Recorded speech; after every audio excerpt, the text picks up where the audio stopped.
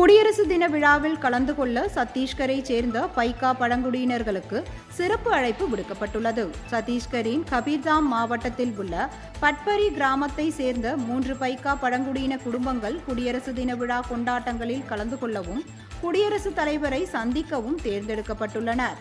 குடியரசுத் தலைவரிடம் இருந்து அழைப்பு வந்திருப்பது மிகுந்த மகிழ்ச்சி அளிப்பதாக பைக்கா பழங்குடியின மக்கள் தெரிவித்துள்ளனர். மேலும் இந்த அழைப்பு தங்கள் மாவட்டத்தையும் பெருமைப்படுத்தியுள்ளதாக தெரிவித்திருக்கின்றனர்.